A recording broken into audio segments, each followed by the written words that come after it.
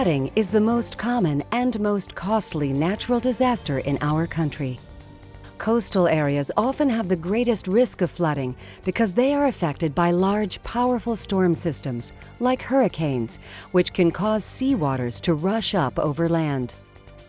Storm surge is the additional rise in sea level above what the tides normally would do. And it can be caused mainly by wind typically. It can also be caused by atmospheric pressure dropping lower than in surrounding areas, like with a hurricane in particular. That can have a influence increasing the water level. And then other processes added to it, like waves can actually drive up sea level, the average sea level at the beach also. So beaches also get sea level pushed up by waves. And all those things together are part of what storm surge is. Living along the coast is desirable for many people, but high property values and dense populations virtually ensure that coastal floods will be financially devastating. If you live or work in a coastal area, you have a responsibility to know your risk, know your role, and take action to reduce your flood risk.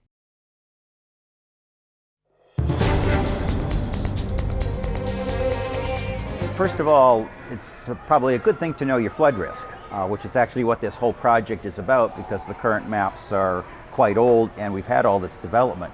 And of course, you have more people, you have more houses, you have more buildings, you have more roads, and people change the landscape. So where that water goes is going to change with development.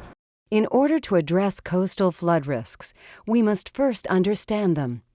Two types of storms typically cause major flooding on the northeast coast of the United States: tropical storms, including hurricanes, and extratropical storms called nor'easters. Because these storms occur in different seasons, coastal flooding is a year-round concern. With a hurricane, that's the most famous version of this, and they get the most hype. They arrive and it's a very rapid process, the storm surge, over maybe 6 to 12 hours. With a nor'easter, it tends to be a lot slower process that happens over a day or two. The worst storm surges from nor'easters tend to be the storms that sit and don't move, and it's often in wintertime or fall or spring, and these things will just sit over the U.S. Northeast and drive winds over 1,000-kilometer distance. They're very large storms, which is another difference from hurricanes.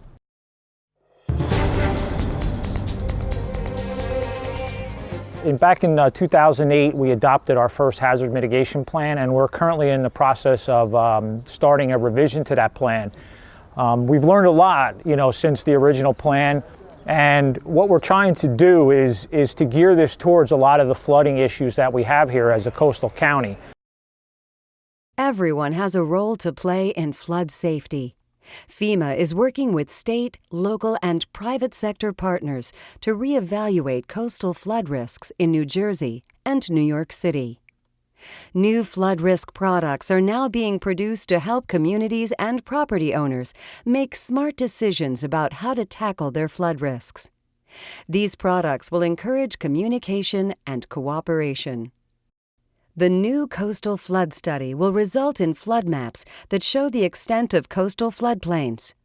Floodplain boundaries help to determine flood insurance requirements and building codes, and help people understand what areas have the greatest risks of flooding.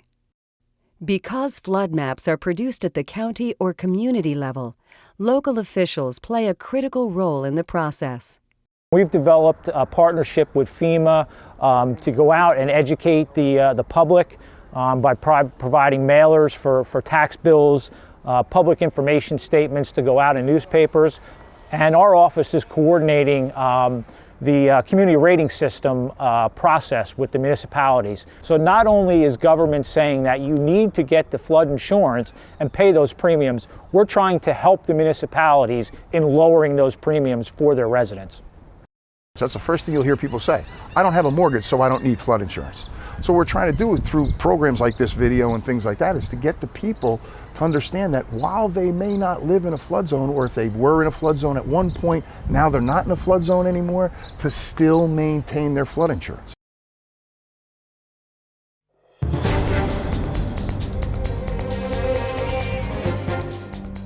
Living near water carries an inherent risk of flooding, and these risks can change over time. Everyone from federal, state, and local government to home and business owners can help make communities safer from flooding. Mitigation measures that reduce flooding are especially important in coastal areas.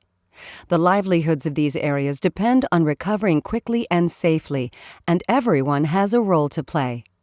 Property owners and renters can protect themselves financially by purchasing flood insurance and gain a better understanding of their flood risks by being aware of their community's mitigation activities. From the standpoint of Cape May Point, we're a town of 620 homes valued at over $1 million per home. It's extremely important to protect the homes and the infrastructure here in the point. The only way we are able to do that is to increase the height of our dunes, increase the width of our beaches, and add artificial structures, man-made structures, to stop the force of the storm prior to it breaching our dunes. In Manasquan, we're kind of lucky in the fact that if you look behind me, you see the dunes that have been built up in front of the beach walk. And those dunes are there for one reason and one reason only: to protect the houses behind them from that wave action and that storm surge. Think about where your structures are. If you're in a flooding area, there may be things that you want to do to be ready when a flood comes. Does your family know how to communicate with each other?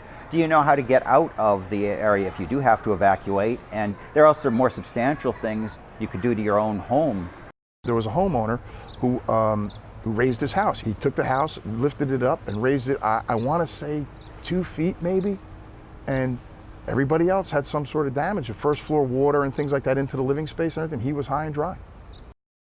We're kind of in this little nook in the coast. The danger of that is it's sort of a shape like a funnel. So if we do have a hurricane come in at an angle and come right into the northern New Jersey shore, blowing with cyclonic winds blowing the water up into New York Harbor, then we could have a very severe storm surge. And that shape of the coast, if anything, will amplify it, and it'll get bigger as it comes into that narrower coastline area. So we're a little bit safer. We don't get hit as often, but if we do get hit, there's a chance for a real bad surprise, and a 10 or 15 foot storm surge, even a 20-foot storm surge isn't out of the question. We have had floods that have devastated and taken parts of this town. We do have a neighboring town they used to call East Cape May that no longer exists. So we do have that strong possibility, being on the corner of the Delaware Bay and the Atlantic Ocean, that we are extremely vulnerable, and homes could be lost. The entire town could be lost by a huge storm. Dealing with flood risks is a shared responsibility. It is important that you know your flood risk, know your role in flood safety, and take action to protect yourself, your family, and your investments. Explore the FEMA Region 2 Coastal Outreach website and talk with your local officials to learn more.